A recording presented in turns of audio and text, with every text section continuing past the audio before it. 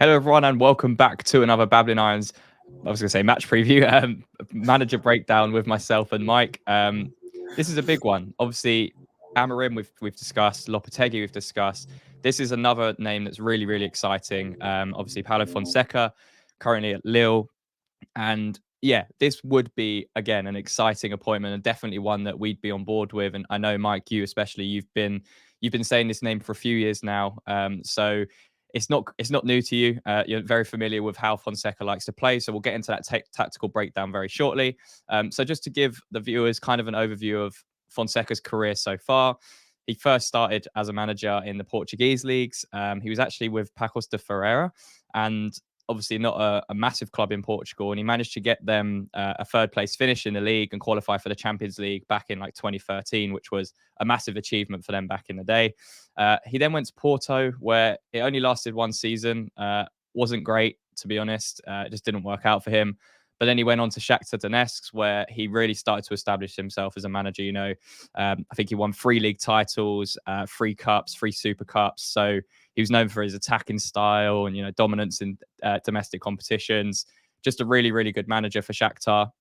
And obviously, he had the famous Man City press conference when he beat them with his mask on, which I'm sure everyone remembers. And then he went to Roma, and again he did okay. He got 5th place in their first season, and got to the semi-finals of the Europa League in his second season there.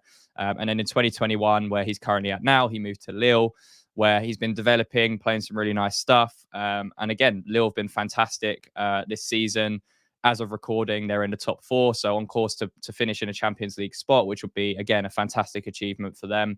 And he's just been playing some really nice football, really attacking football. And tactically, there's a lot of stuff we like about Fonseca that we feel a lot of West Ham fans would definitely be excited by. So that's kind of the brief overview of the 51-year-old Mike. Talk to me about your general feelings about Fonseca before we get into like the tactical breakdown. Yeah, Fonseca's certainly someone that I've wanted for a while, probably for the past 3 years, maybe longer, in all honesty. We came close to bringing him in. If we remember all the way back to when Sam Allardyce went, that was our first kind of point with him. There was many talks around that, he used our interest in which to get himself a new contract at Shakhtar. However, I feel that was maybe a little overblown at the time, and there was interest, and it was close with us. But one reason or another, we failed to pull the trigger, probably because it required some level of compensation, as we know is often a bugbear. Really? Yeah, apparently. And we missed out on him. And also, I think we tried for it. We kind of tentatively went back in during his time when he was going to Lille. And, it could be third time luck with him. He's, as a manager, as you say, the Zorro incident against Man City or after Man City game was quite amusing. I think that was against Pellegrini. Also, that was probably the only real manager to get a real tune out of Fred. If you remember, he used to play for Shakhtar Donetsk. Yeah. Had Bernard as well, who then went on to Everton. Fernandinho, I believe, was also another one of his as well that he had. They had a plethora of Brazilians at the time. Yeah. In fact, sorry, Fred might even came afterwards, if chronologically trying to remember. But essentially, he had at Shakhtar the best Ukrainian players. He had a good cream and a crop of Brazilians as well was part of that, and they played some really entertaining, really enterprising football. It was expansive, and yet at the same time, he could be very good defensively, very well structured, and very well contained. And that's the thing with Fonseca that probably will work quite well with the West Ham fans, because we've had such a level of pragmatism under David Moyes that we've become very comfortable with that. Because prior to this season, we have often been difficult to beat under David Moyes. And that level of pragmatism, that level of organisation has often been something that has been well regarded, rightly, Yeah. and sometimes it has been to our own detriment, that organisation, because we sit so deep and compact. But Fonseca is that lovely blend between that ability to have a team that's compact and organised, but at the same time be able to open up and be expressive once they get on the ball. And that is the thing that I love so much about him. And we've got as well one of the principles. If you want to kind of flash up, that kind of will sum him up in his own words far more eloquently than I could. Well, yeah, this is what he said about his principles in terms of how he likes to play. And as a manager, he said the essence of this team is to control the game, to keep the pressure and to win the ball back high up the pitch. But above all, it's about controlling the game by dominating possession. We strive to be a team that is dominant and that reacts quickly when we lose the ball. We try to defend high up the pitch, far away from our own goal line, and keep a small distance between our players so that we can press well whenever we lose the ball. So pretty much a polar opposite of how we currently set up. He likes to be as far away from the goal as possible. David Moyes likes to be a little bit more rigid, closer to our own goal. So that's very interesting. And I think, his success so far, or progression at Lille, has been really, really interesting to see as well. So obviously, as we're recording this, they're currently fourth, which would be, again, a Champions League spot. They've got qualifying, unfortunately, for him. It would be a qualifying spot for Champions League. However, but principles, Champions League. Yeah. And they've got the second lowest goals conceded so far this season. So that kind of goes to show that they're not just an aggressive front foot attacking team. They're also very good defensively. And they're the sixth. They have the sixth most goals scored in the league so far this season. So there's definitely a nice balance there. And, you've seen it with the likes of Man City, the likes of Arsenal this season. Defensively, they're still very, very strong. Their off the ball work is as impressive, equally as impressive as their on the ball work, which is what Fonseca's definitely striving to do, and definitely has, as he mentioned in that principles quote there, that's what he likes to do. So in terms of Fonseca, tactically, Mike, and how they like to build up and the shape that he adopts is very much more of a fluid kind of 4-2-3-1. He's played a back three before at Roma as well, but really it's that kind of 4-2-3-1 fluidity that he likes to play. So just talk me through this and how he likes to play with his side at Lille. Yeah, so this image, and we get another one as well. This is from the Total Football Analysis. So if you're not subscribed or you don't follow that magazine subscription, I'd recommend you do it. It's great if you're interested in football and tactics, etc. But this picture is essentially to show how they set up. So interestingly, obviously this is without pressure. But in the build-up, you can notice that the goalkeeper actually moves into the back line. So we see this a lot with Arsenal. It's why people find it really difficult to get the ball off of Arsenal, because what it does, it also triggers potentially the opposition to come out and press. As you can see, the opposition are playing really in a kind of 4-3-3 formation. But what it does, it means that you would then have that extra man on the pitch. So they have the ability in which to make those passes. Their fullbacks, you can see that the left-sided fullback is pushed incredibly high. The right is slightly tucked in, on the kind of the right far side. But what they look to do is, if you look at their midfield and you look at where the two kind of the centre forward and the attacking midfielder are, they make this box in midfield. So again, if you can get the ball into that central midfielder, he has a pass either directly out to the wing back. So if we was to say to the top end of the pitch, the top midfielder in that box, if he was to receive a pass, he can either play it directly back to the left-sided centre back. He can, if he's fleet-footed, he can turn and play it out to the left back who's in space. Again, you can see where you have because that left fullback is out so far, the left winger inverts and comes in that kind of half space between the defender and the fullback. So again, if they're able to execute that pass into the centre back out to the fullback, there's then a pass into the channel where it's a foot race between what tends to be the case with a very pacey winger, then against a centre back. And what they kind of do with the likes, because it's Jonathan David who has played up front, who used to be really an attacking midfielder when he was in Belgium. They kind of give him the freedom to roam. So they kind of play a bit of a free role centre forward, and they use their wingers in which to really kind of develop that play and to kind of stretch. And again, same with the fullbacks, they push them really high. And as I said, when you have a goalkeeper who's able to step out into your back line like that, you can split your centre backs. You can then open up the pitch as well because your fullbacks are quite high. You can pin your kind of their fullbacks inside because you can move inside your wingers. And then if you drop your centre forward and your attacking midfielder, all of a sudden you're overloading their midfield as well. So the two centre backs are then left with that conundrum of, do I go with a centre forward, do I hold my position? But you've essentially compacted them whilst also extending and expanding the pitch. It's a great way in which to try and play out, because if you're able to do that, you do cause the opposition problems, because if you break their press, like that image, if you was to break that press and get in, say, on that left-hand side, all of a sudden that left fullback has the choice and the decision as to whether to hold position or move out to the left back. Yeah. And if he moves out, it opens up a huge space in behind. And that's what Fonseca looks to do. He looks to use the ball in a way in which to be very patient. It can be slow, it can be intricate, and it can be quite patient, but there are moments where they inject it. And it is about moving that ball from side to side, trying to trigger the opposition, to bring them out, and then to pounce with incisive passes and get into those wing positions. In terms of how they actually go about when they're in the final third, as you say, they're very patient in a build up. They have a set structure of how they want to get through the lines and get into that kind of final third. So when it comes to chance creation, what's their route? What's Fonseca's way of doing it? Yeah, as I say, they've got very pacey wingers. They had in the 22-23 season where they had Kone on one side, Bamba on the other. Both those are kind of gone now. They've got Zykov, who has been incredible this year. But essentially, they play inside forwards. And it's inside forwards that are very tricky and very pacey.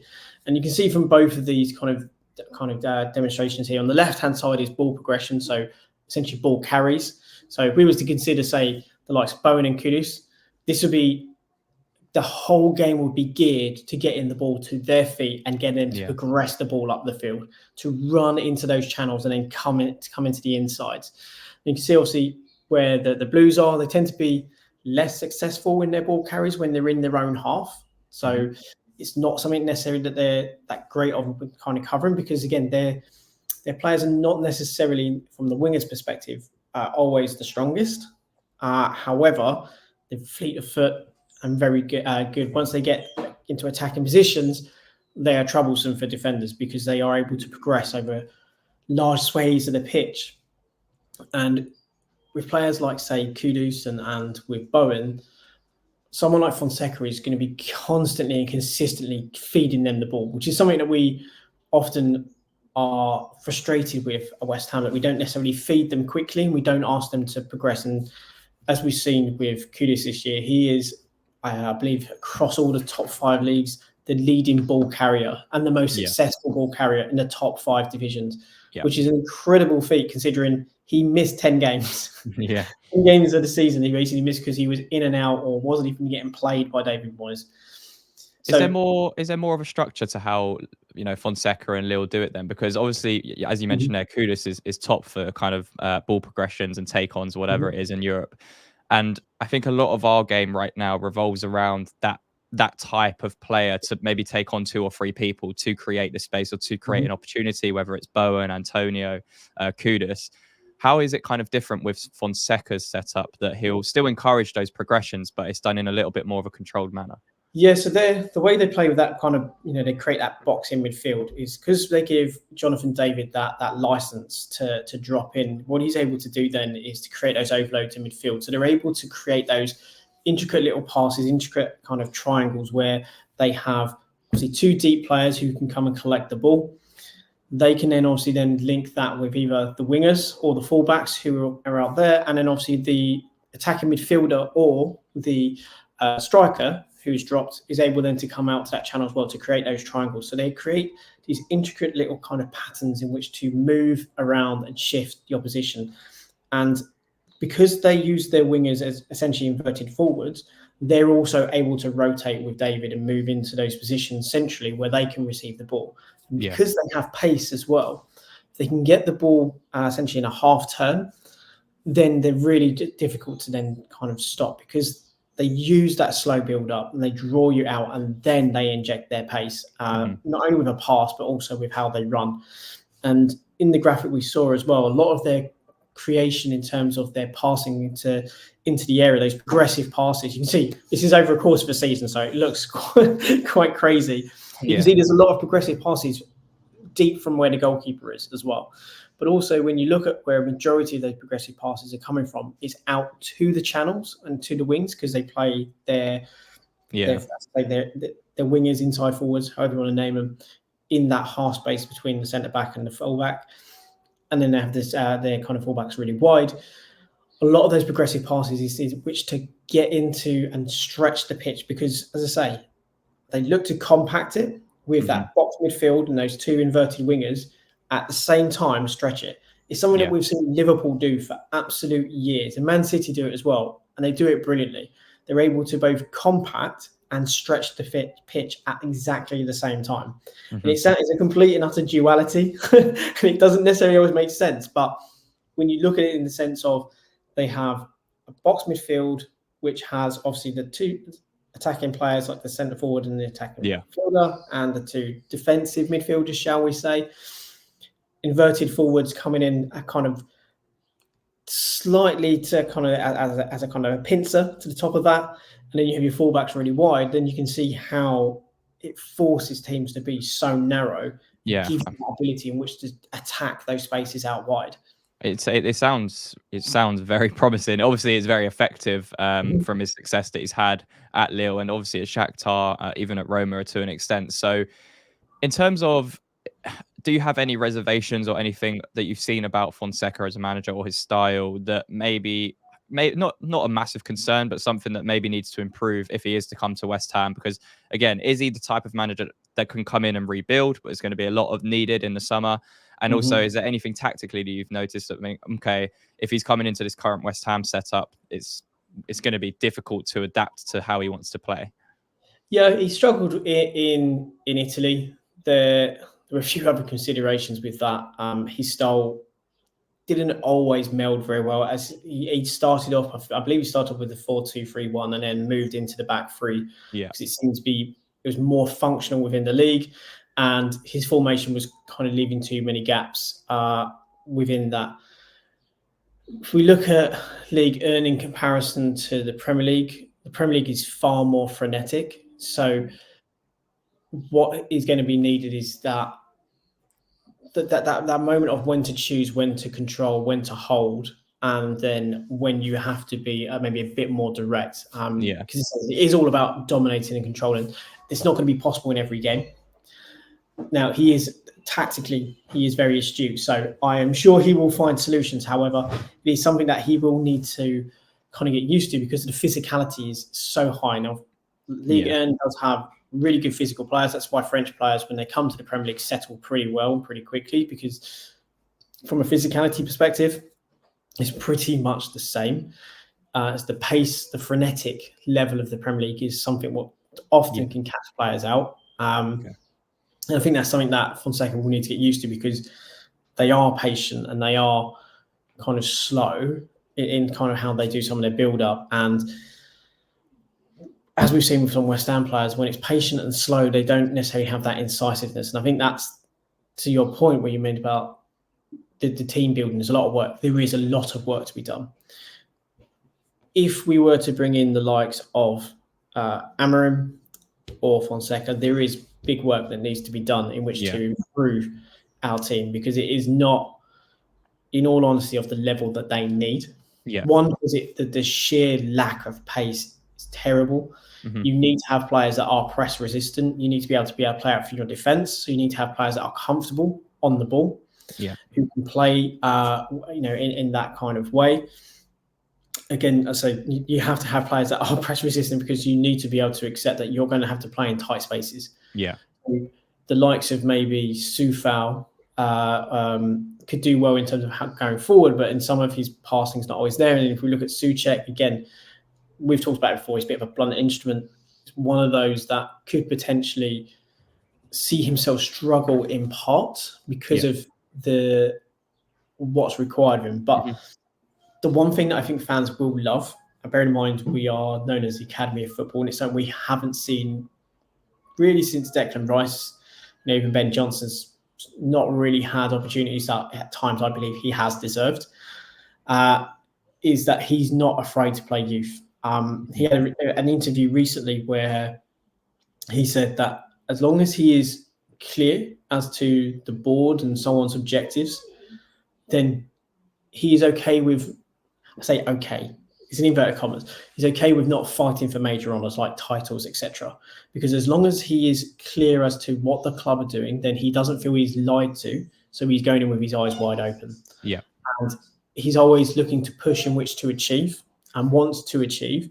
However, he's also not going to then turn around to the board and make unreal kind of requests, say as to, well, if we want to get to this position, then I need this, this, and this, because he understands the limitations and therefore he has to work within them. And because of that, he's done things like he's very good at developing players. He understands that development is maybe a key skill and a key thing that he needs to do. So types of players like Angel Gomez, who was much lauded at Man United, didn't really get much of a chance, has gone to Lille and been a fantastic player. Yeah. Hasn't been looked at by England at times, which is slightly odd because he has been brilliant and he would give something different. But what he's done with the likes of Yoro, who is a 17-year-old centre-back, who's come into the team and been a revelation, is now potentially looking at some of the biggest elite clubs in Europe already looking to try and sign him to kind of get ahead of the curve on him. But these are the things that he will do. He's even said he's not afraid to throw in a 16-year-old into the team.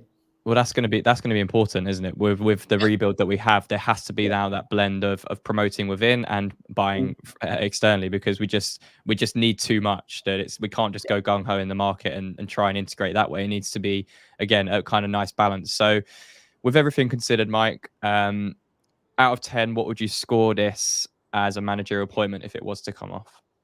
Oh, for me, it'd be like an 8. You know, I'd even if like we was talking Amarin, I'd say it's only a 9. I think you only say 10 if it's a manager that goes on a lose something. No, but even then, I don't think you can say a manager's a 10 unless they come in and they win something almost immediately.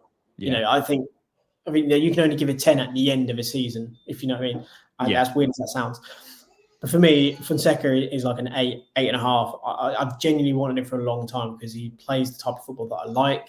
It's yes, and people might go, well, it's aesthetics, but there is pure function to it when you consider they are the second least goals in the kind of season.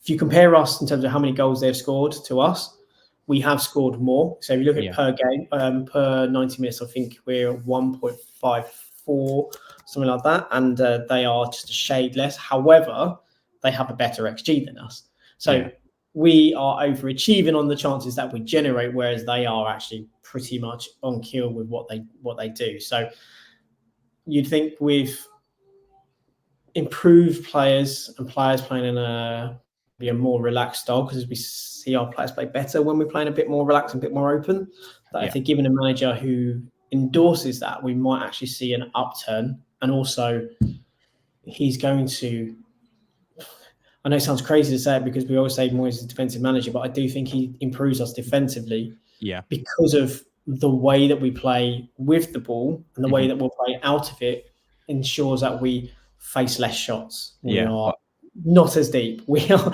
actively causing the opposition to have stress on the ball.